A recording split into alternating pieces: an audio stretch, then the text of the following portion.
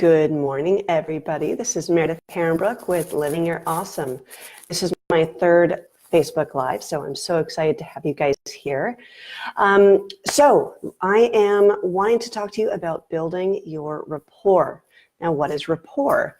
Rapport is basically how you connect with others, and that kind of positive energy that kind of builds on itself in a conversation and or relationship. Okay, so let's see. So I'm getting reoriented here. Okay, so all right. So let us chat about rapport. Have you ever had a conversation with someone where it just wasn't gelling, it wasn't working? It's like you're both smart, beautiful people. Everything seems to be like you should have a connection, but it's just not happening. Sometimes that is because you're just not on the same map. Everyone is growing up in their world and kind of reacting and living in certain circumstances, in certain word phrases, and certain people, places, things. Everything that we're drawing upon, we end up kind of regurgitating, if you will, and bringing it back into the world. What we see, what we experience, what we do, what our history is, what our language is. If you're talking Italian and someone else is talking Fijian, then it might be a little bit more difficult to make a connection. But if you like tennis and that other person likes tennis, or whatever your similar circumstances are, you're more likely to be able to have a conversation.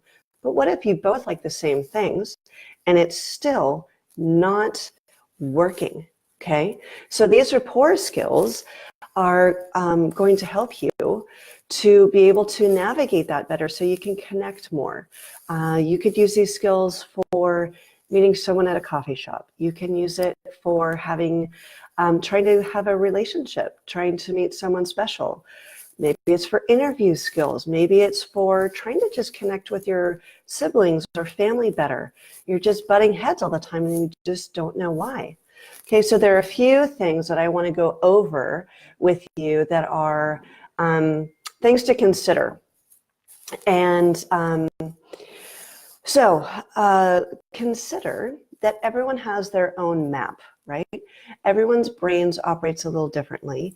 And like I was telling you earlier, it's where our experiences from growing up, the words we use, the phrases we use, we all use words a little uniquely. And so when we feel, let me start that over, when we feel safe and loved, and we'll automatically talk better, we'll be more open, we'll be more comfortable, okay? So how do we help in a conversation when someone has their own map? Everyone will have their own map, but you'll be able to start noticing, rather than just noticing what you're talking about and what you're doing, a relationship that will be established in a conversation will be so much more enhanced when you are starting to actually really actively listen and be consciously present and aware of what they're saying, how they're saying it, what words are kind of popping out in your head that seem really important to them. Okay, so for example, if someone says, I loved going to that concert last night, they were incredible, and they're going on and on about the description. If you talk about that same concert and use completely different words to describe it, they might go, yeah, no, that was kind of how it was. Yeah, the lights were blue, not red. I was doing this, and there ends up starting to be a mismatch. So mismatching is kind of a bummer because you're trying to make connections, but you're using your words that you would want to use, right? That you would typically use. So instead of saying your own words all the time, maybe throw in kind of how they're saying it, how that person is eliciting those emotions and experiences with certain phrases, certain words, certain descriptions. Everyone has different ways of communicating, like I've said before, such as maybe, so if you imagine everyone uses their senses, right? We have smell, we have hearing, we have taste, we have touch or kinesthetic. And so what will happen is, well, we talk about our senses and how we're experiencing something, right?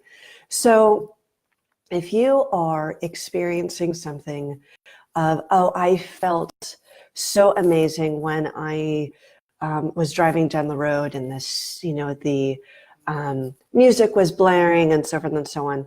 And I heard this and I saw that. You want to use those kind of same descriptive words. It's really useful. So then you can connect. People feel safe and loved when they're connecting, and they're connecting by using similar phrases. And also, we're going to get into body language. If someone is talking very monotonous and very slow, and they are describing maybe a book, and they're very soft, and to you, they might be super dull. But if you're coming in like, hey, what are you reading? What you doing? What's happening? When it is in their face and dynamic and it is so mismatched, they're going to go, I just don't know what to do with this person. I don't know how to deal with this person. They start to tune off. They just tune out. And it's not that anyone's wrong. No one is ever wrong.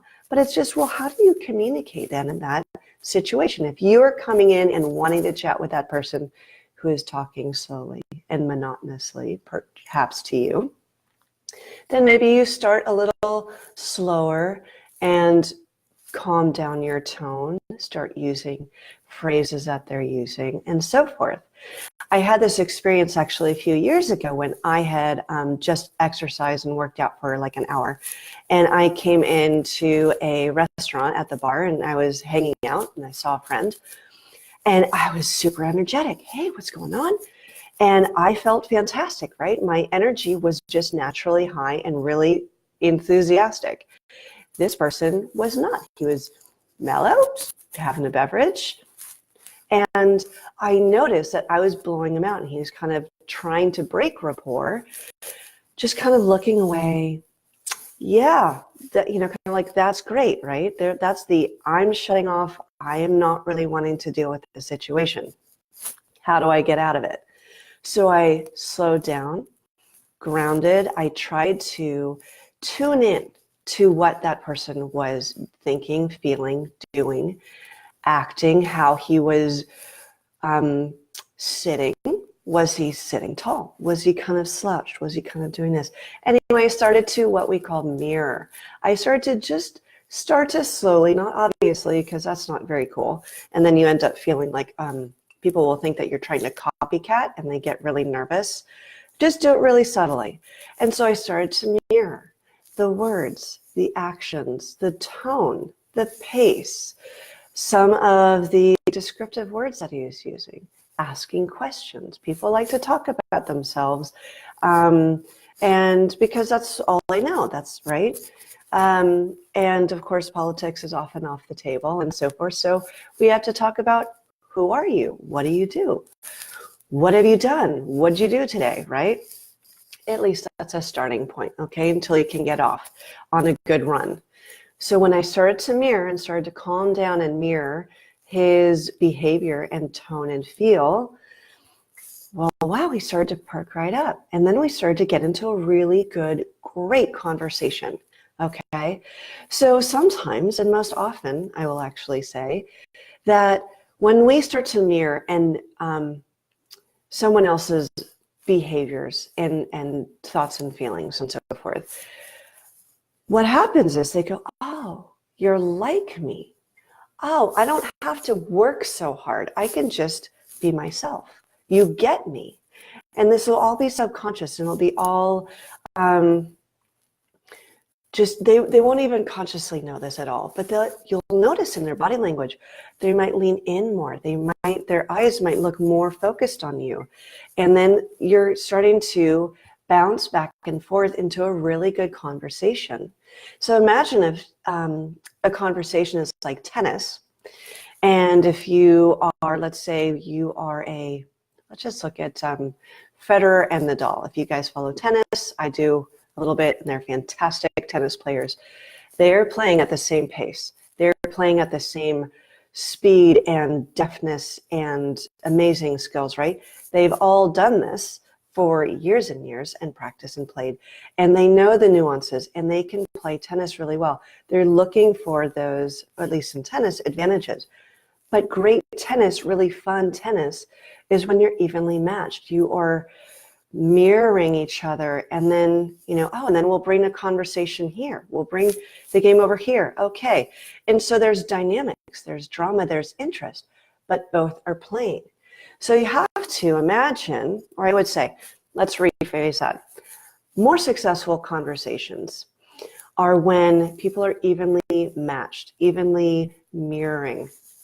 You end up going to new places, and you can work with each other. And if someone can't really follow, then maybe go back to how they are talking a little bit, or what they're talking about. And then maybe in a minute or two, branch out and then toss another conversation starter in, to try and move the conversation.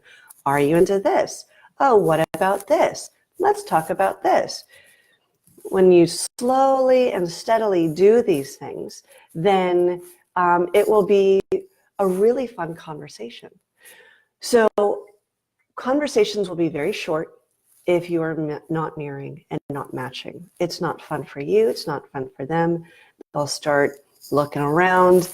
That was a great conversation, but let's maybe move on. And you'll just go, why isn't it working? So if you're wondering about why things may not be working in certain conversations, start to notice the words that they are using, how they're using it.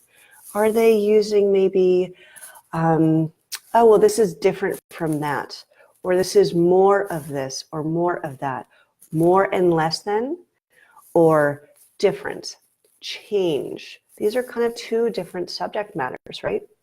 If you say, I would love to change the color of my house, and they go, oh, do you want it more yellow or more purple? Let's just say.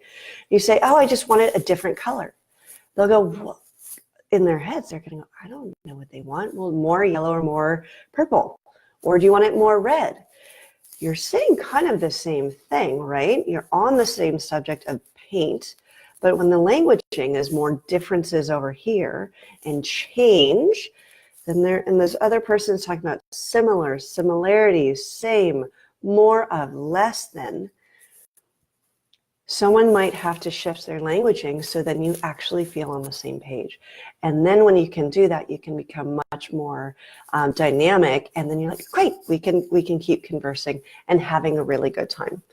So for interviews, I think this is really, really, really important, where you could be the most qualified person on the job. But if they don't feel that you get them, that you're in perhaps their culture or their experience, then they'll go, I just don't know that person. It's amazing on paper, but there is just a little, I don't know what it is, but gut feeling, just a feeling I have. I just don't know if it'll work out. I don't know if I can chat with that person. I don't know if I can connect with that person. I don't know if I can feel safe and really have a good rapport with that person. So these are kind of some of the things to think about. The last thing I want to talk about is, as you notice, I use my hands a lot. I talk a lot with my hands, and I try and be dynamic with my tone so it's not boring and dull for you guys. Notice those things, how they are positioned. Again, hand gestures. If you're sitting like this the whole time and they're talking like this, then maybe there will be a mismatch, and they'll go, oh, they're just not really getting me. They don't consciously think this. They don't consciously know this, but they'll go, I just don't know why. It's just not working. We're not on the same pace, not on the same playing field, if you will. Okay. So let me go over again kind of some of the things we talked about.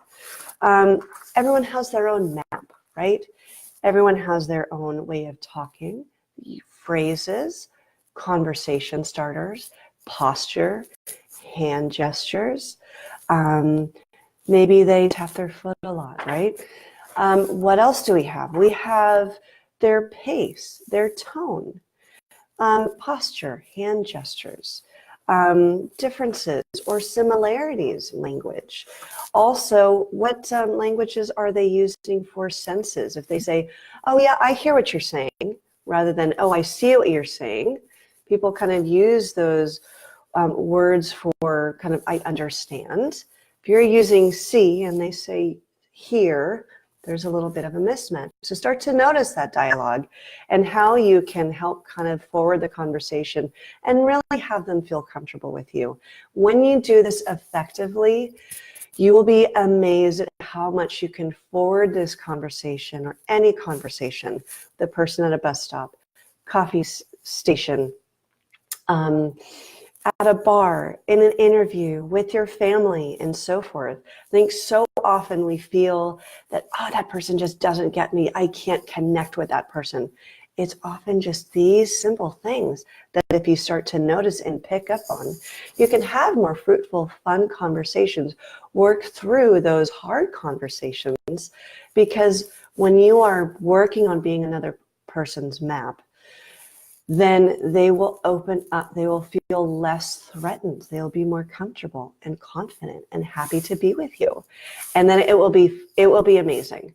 When I first started learning this and I was having a conversation, really focusing on these skills, I had never met this woman before, and she was imagining, she told me, she goes, I can't imagine that I haven't met you before. She goes, I just feel that we have known each other for years. We've had this amazing conversation. And she was just so excited and she was just so happy. And it was like a 10-minute conversation. So we got to amazing places. We did have wonderful things to talk about. And it was fun. And it was great. So it fulfilled my life more. It fulfilled her life more. And we both ended up in a better place. And I think really good, strategic, coming from the heart and being really sincere while using these skills is fantastic. And I think that you can really go forward with this and have even better relationships with your current friends and spouses and family. So if you have any questions or ideas or comments, I would love to hear from you in the future about how this is going for you and what questions you have. I think this rapport building, you've got to stick it in your back pocket and use it whenever you can. When you're noticing things are not gelling, this could be really helpful for you. So again, I'm Meredith Herrenbrook. I'm with Living Your Awesome. I am a life coach. I do NLP, family soul constellations, and Huna work to help people get unstuck and to find greater motivations in their world, get them unstuck through things that seemingly are just, you can't get through. I'm here for you. I want to help. I do 30-minute free consultations so we can chat about what I can help you with, how you can forward your life in all the ways you want. So please check in, like, and subscribe. I hope to talk to you guys soon. And thanks for tuning in. Have a wonderful week. I will talk to you later. Bye.